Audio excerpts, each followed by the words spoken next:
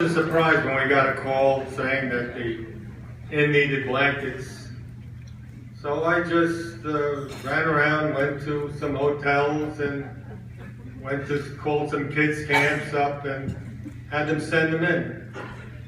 But then I wondered, why were they so specific about blankets? I said, why not, coats, jackets, scarves, sweaters?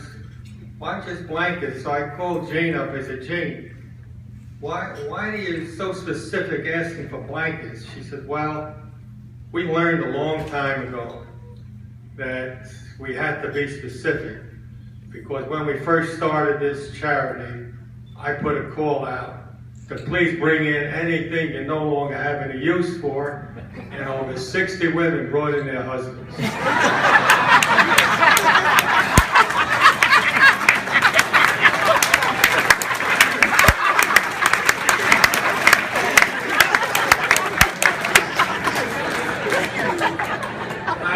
Jane and Rob, I said, gee, you know people had any interesting donations this past year? And Rob says, well, I did get a call from the IRS. They wanted me to confirm whether Mr. Hipplestein had donated $10,000 to this charity this past year. And I told him no, but he will. I asked Jane, he said, Jane told me she got a check for $10,000 and the check was unsigned. So she called the donor up. She says, you didn't sign the check. He said, I wanted to give anonymously. So when I walked in this evening, as I was walking in, I looked around and I saw there was a lot of people here that I didn't believe. I knew so many people. I didn't realize how many were involved in this charity.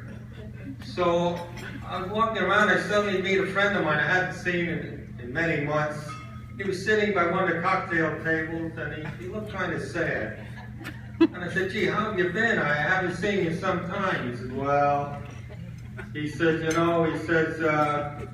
3 weeks ago, a cousin that I hardly knew lived in California died and left me $20,000. I said, oh, he said, and then 2 weeks ago, an uncle who gave me my first job, he died and left me $50,000. I said, really? He said, and then last week, my grandfather died and left me $200,000. I said, so why are you so glum? He says, this week, nothing.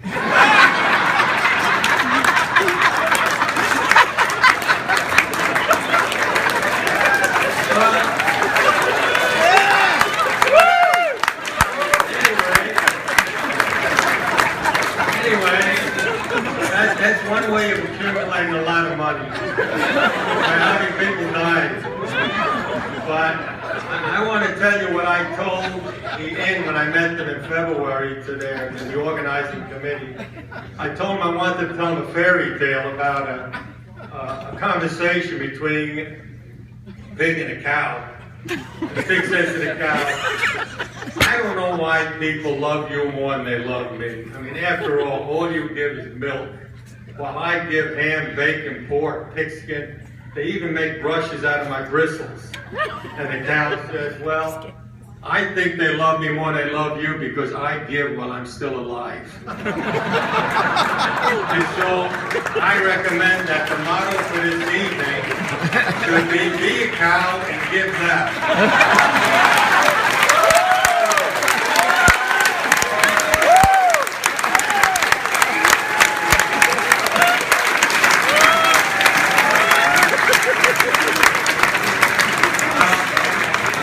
This has been a very memorable evening for me, and it's probably one that I won't forget until I get to my car. But